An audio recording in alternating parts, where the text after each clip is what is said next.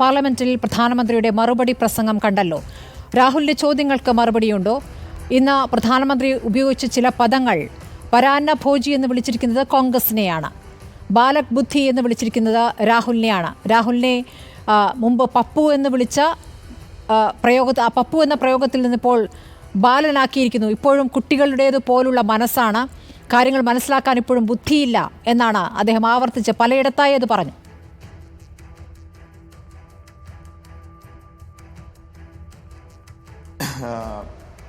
പ്രധാനമന്ത്രി ശ്രീ നരേന്ദ്രമോദിയുടെ ഇന്നത്തെ പ്രസംഗം അദ്ദേഹത്തിൻ്റെ പതിവ് പ്രസംഗങ്ങളെപ്പോലെ തന്നെ നിലവാരമില്ലാത്തതും അതോടൊപ്പം തന്നെ വസ്തുതാവിരുദ്ധവുമായ പ്രസംഗമായിരുന്നു. പക്ഷെ നരേന്ദ്രമോദിയുടെ ഏറ്റവും പ്രധാനപ്പെട്ട ഒരു ക്യാരക്ടർ നമുക്ക് അദ്ദേഹത്തിൻ്റെ മുൻകാല പ്രസംഗങ്ങളും ഈ തെരഞ്ഞെടുപ്പ് സമയത്ത് നടത്തിയ പ്രസംഗങ്ങളും പരിശോധിച്ച് കഴിഞ്ഞാൽ ഒന്ന് പച്ച നുണ പറയും, അതോടൊപ്പം തന്നെ വസ്തുതാവിരുദ്ധമായ കാര്യങ്ങൾ പ്രചരിപ്പിക്കും. സന്ദർഭത്തിൽ നിന്ന് അടർത്തിയെടുത്ത് മറ്റു പ്രതിപക്ഷ കക്ഷികൾ ഉൾപ്പെടെ ഉള്ള നേതാക്കന്മാർ സംസാരിക്കുന്നതിലെ സന്ദർഭത്തിൽ നിന്ന് അടർത്തിയെടുത്ത് സംസാരിക്കും എന്ന് പറഞ്ഞാൽ പൊതുവെ പറഞ്ഞു കഴിഞ്ഞാൽ അങ്ങേയറ്റം നിലവാരം കുറഞ്ഞ പ്രസംഗങ്ങളായിരിക്കും അദ്ദേഹത്തിൻ്റെത്. ഇന്ന് നടത്തിയ പ്രസംഗവും അതിൽ നിന്നും ഒട്ടും വിഭിന്നമല്ല. അദ്ദേഹത്തിൻ്റെ മുമ്പിൽ ഇന്നലെ പ്രതിപക്ഷ നേതാവ് ശ്രീ രാഹുൽ ഗാന്ധി നടത്തിയ പ്രസംഗത്തിൽ രാഹുൽ ഗാന്ധി വളരെ കൃത്യമായി, രാഹുൽ ഗാന്ധിയുടെ പ്രസംഗം ഇന്ത്യൻ പാർലമെൻറ്റ് ചരിത്രത്തിലെ തന്നെ ഏറ്റവും മികച്ച പ്രസംഗങ്ങളിലൊന്നാണ്. ആ പ്രസംഗം ഇന്ത്യൻ സെക്കുലറിസത്തെ, സർവ്വധർമ്മ സമഭാവനയെക്കുറിച്ച് സംസാരിച്ചു. അതോടൊപ്പം രാജ്യത്ത് നേരിടുന്ന പ്രധാനപ്പെട്ട പ്രശ്നങ്ങൾ, ഒന്ന് മണിപ്പൂർ, വളരെ കൃത്യമായ രാജ്യത്ത് ഇപ്പോഴും നീറുന്നൊരു പ്രശ്നമാണ്. ഒരു ഇന്ത്യൻ സംസ്ഥാനം വംശീയത കൊണ്ട് ചുട്ടുനീറി കലാപത്തിലടിമപ്പെട്ട ഏറ്റവും ഗുരുതരമായ പ്രശ്നമാണ് ശ്രീ രാഹുൽ ഗാന്ധി ചൂണ്ടിക്കാണിച്ചു. നീറ്റുമായി ബന്ധപ്പെട്ട പ്രശ്നങ്ങൾ, നീറ്റ് ചോദ്യപേപ്പർ ചോർച്ച, കഴിഞ്ഞ 7 വർഷക്കാലത്തിനിടയിൽ 70 തവണ ചോദ്യപേപ്പർ ഇന്ത്യയിൽ ചോർന്നു എന്നത് ഒരു പരീക്ഷാ സംവിധാനത്തിൻ്റെ, ഇന്ത്യയിൽ എങ്ങനെയാണ് വിദ്യാഭ്യാസ രംഗം അധപ്പതിച്ചത്, അതോടൊപ്പം തന്നെ ഒരു പ്രൊഫഷണൽ വിദ്യാഭ്യാസം എങ്ങനെ കൊമേഴ്ഷ്യൽ എഡ്യൂക്കേഷനായി മാറി. കൊമേഴ്ഷ്യൽ എഡ്യൂക്കേഷൻ പറഞ്ഞാൽ ക്വസ്റ്റ്യൻ പേപ്പർ വിറ്റ് പണം വാങ്ങുന്ന എന്നതിനെക്കുറിച്ച് അദ്ദേഹം വ്യക്തമായി സൂചിപ്പിച്ചു. അതോടൊപ്പം കർഷക നിയമങ്ങൾ റദ്ദാക്കണമെന്നാവശ്യപ്പെട്ട കർഷകരെ, അവരെ ഒന്ന് ബഹുമാനിക്കുവാൻ, അവരുടെ ജനാധിപത്യ അവകാശത്തെ ബഹുമാനിക്കുവാൻ, അവരെ രക്തസാക്ഷികളെന്ന് വിശേഷിപ്പിക്കുവാൻ പോലും അവരെ ബഹുമാനിക്കാൻ തയ്യാറാകാത്ത ഭരണപക്ഷത്തെക്കുറിച്ച് ശ്രീ രാഹുൽ ഗാന്ധി സംസാരിച്ചു. അഗ്നിവീർ പദ്ധതിയുടെ പാളിച്ചകളെക്കുറിച്ച് അദ്ദേഹം സംസാരിച്ചു. എന്ന് പറഞ്ഞാൽ അങ്ങേയറ്റ കണ്ടന്റ് ഉള്ള ഒരു സ്പീച്ചായിരുന്നു ശ്രീ രാഹുൽ ഗാന്ധി. ഏറ്റവും മനോഹരമായി അഗ്നിവീറിന്റെ കാര്യത്തിൽ കിട്ടുന്ന നഷ്ടപരിഹാര തുക സംബന്ധിച്ചൊക്കെ പിഴവ് പറ്റിയിട്ടുണ്ടല്ലോ. അത് അദ്ദേഹം ഒരു ഇൻസിഡന്റ് ചൂണ്ടി, അഗ്നിവീർ പദ്ധതിയെക്കുറിച്ച് അദ്ദേഹം ഒരു സംഭവം ഉയർത്തിക്കാണി. പക്ഷെ നമ്മളതിനെ കാണേണ്ടത് അഗ്നിവീർ എന്ന പദ്ധതിയുടെ മൊത്തം പാളിച്ചയെക്കുറിച്ചാണ്. അതിൽ അദ്ദേഹം പറഞ്ഞൊരു പ്രധാനപ്പെട്ട കാര്യം, അതിർത്തികളിൽ ജോലി ചെയ്യുന്ന അഗ്നിവീറുകൾക്ക് 6 മാസം മാത്രം പരിശീലനം നൽകി അപ്പുറത്ത് 3 വർഷവും 5 വർഷവും പരിശീലനം എടുക്കുന്ന പ്രൊഫഷണൽ സൈനികരുടെ മുമ്പിലേക്ക് വിടുന്നത് എത്രമാത്രം ഗുണകരമാകും.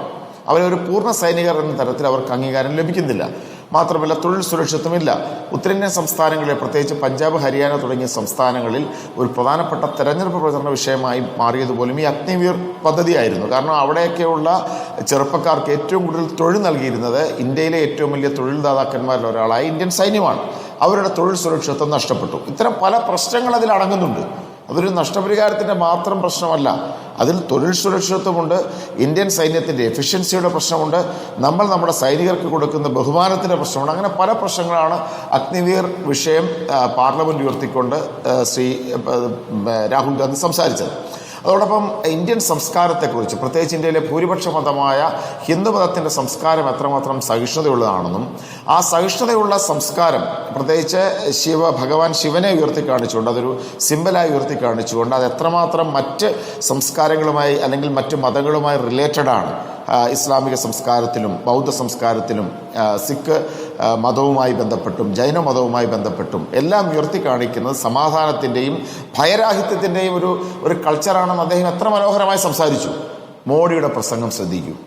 രാഹുൽ ഗാന്ധിയുടെ പ്രസംഗം എന്നത് ഭാരതീയ സംസ്കാരത്തിലൂന്നിയും ഇന്ത്യയിലെ മതങ്ങളെക്കുറിച്ചും സർവ്വധർമ്മ സമഭാവനയെക്കുറിച്ചും രാജ്യത്തെ നീറുന്ന പ്രശ്നങ്ങളെ കൃത്യമായി ഉയർത്തിക്കാണിച്ചുള്ളൊരു പ്രസംഗമായിരുന്നെങ്കിൽ നരേന്ദ്രമോദിയുടെ പ്രസംഗം എത്രമാത്രം സബ്സ്റ്റാൻഡേർഡ് ആയിരുന്നു.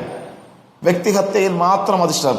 യഥാർത്ഥത്തിൽ ബാലബുദ്ധി എന്നത് ഏറ്റവും ചേരുന്നത് നരേന്ദ്രമോദിക്കല്ലേ. നാട്ടിൽ ബാലനരേന്ദ്രൻ, നാട്ടിലിവിടെ ഈ BJP-ക്കാർ ഇറക്കി വിടുന്ന മറ്റേ പുസ്തകങ്ങൾ, ബാലരമ പോലെ ബാലനരേന്ദ്രൻ്റെ കഥകൾ, ചെറുപ്പത്തിൽ ഈ മഹാപുരുഷൻ എന്ന് പറഞ്ഞാൽ അദ്ദേഹം നേരിട്ട് ബയോളജിക്കലായി ജനിച്ചതല്ല എന്നുള്ളതാണ് അദ്ദേഹത്തിൻ്റെ തന്നെ അവകാശവാദം. ദൈവീക ജനനമാണ്. ദൈവീക ജനനമായി ഈ ബാലനരേന്ദ്രൻ ജനിച്ചു വീണപ്പോൾ തന്നെ അദ്ദേഹം നദിയിലിറങ്ങി മുതലേ പിടിച്ച ആളാണ്. ചെറുപ്പത്തിൽ തന്നെ അദ്ദേഹത്തിന് ദിവ്യമായ പ്രവർത്തനങ്ങളുണ്ടായിരുന്നു എന്ന് പറഞ്ഞാൽ ആ സ്വയം ബാലനരേന്ദ്രനാണെന്ന് വിശ്വസിക്കുന്ന, സ്വയം ഒരു ബയോളജിക്കൽ ബർത്ത് അല്ല, ഞാൻ പരമാത്മാവുമായിട്ട് നേരിട്ട് കമ്മ്യൂണിക്കേറ്റ് ചെയ്യുന്ന നോൺ ബയോളജിക്കൽ ബർത്താണ്, ഞാനൊരു ഡിവൈൻ ബർത്താണെന്ന് സ്വയം വിശ്വസിക്കുന്ന, നമ്മൾ പറഞ്ഞാൽ ഇംഗ്ലീഷിൽ പറഞ്ഞാൽ മെഗലോമാനിയാക്കെ അധികാര പ്രമത്തത പിടിച്ചു പറ്റുന്ന ഒരു മനുഷ്യന്റെ ജൽപ്പനങ്ങളാണ് ഇന്ത്യൻ പാർലമെന്റിൽ ഇന്ന് പ്രധാനമന്ത്രിയുടെ പ്രസംഗം എന്ന രീതിയിൽ കേൾക്കേണ്ടി വന്നത്. ഇന്ത്യൻ ജനാധിപത്യത്തിന് അപമാനമാണ്.